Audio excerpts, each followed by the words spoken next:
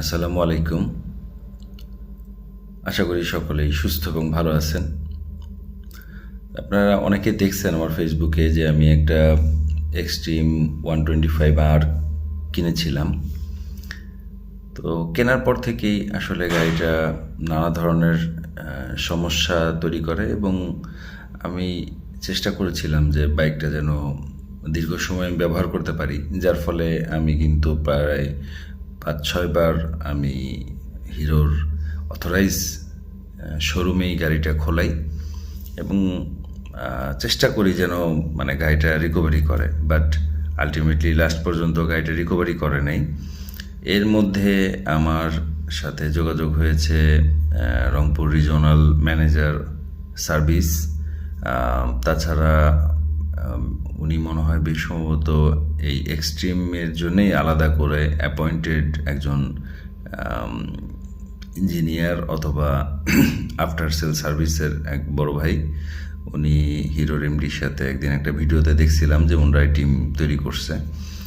উনিও আমার সাথে কথা বলছে, প্লাস সরাসরি হিরোর এমডি উনিও আমার সাথে কথা বলছে। তাছাড়া হিরোর লোকাল যারা টেকনিশিয়ান, সুপারভাইজার বা অন্যান্য যারা দায়িত্বে বা আশেপাশে দিনাজপুর বা রংপুরের আফটার সেল সার্ভিসের ইঞ্জিনিয়ার, এদের অনেকের সাথে আমার কথা হয়েছে, দেখা হয়েছে এবং তারা আসছে আমার এই বাইকটা ঠিক করার জন্যে। অল্প সময়ের ভিতরে আমার এই বাইকটার ৩০০-র ভিতরেই সাউন্ডটা খারাপ হয়ে যাওয়ার পরে তখন আমি ৩৭৫ কিলোমিটার বা অ্যারাউন্ড এরকম ৩৭৫ বা ৪৭৫ চালানোর পরে আমি একবার মোবিল ড্রেন করি, শোরুমে নিয়ে যাই, বলে ভাই মোবিলটা ড্রেন করে ফেলি। করার পরে তারপরে ওই সময় মোবিল ফিল্টারটাও ফেলে দিই।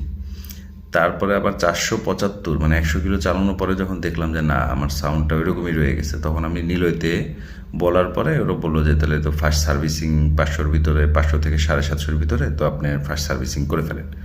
তো আমি তখন ফার্স্ট সার্ভিসিং করে ফেলি ৪৭৫-এ। তারপরেও আমার বাইকটা ঠিক হয় না, তবে তখন একটু স্মুথ হয়ে যায়।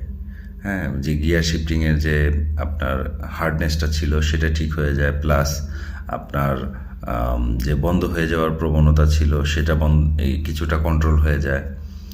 তো হয়ে যাওয়ার পরে কিন্তু সাউন্ড ঠিক হয় না, সাউন্ড ওইরকমই থেকে যায়। তো আমি ওইভাবে চালাইতে চাইতে প্রায় ৭৫০, মানে আরও প্রায় ৩০০ কিলো চালানোর পরে দেখলাম না, এটা আসলে সাউন্ডটা খুবই বিরক্তিকর। এবং ওই সময় আমি ফেসবুকে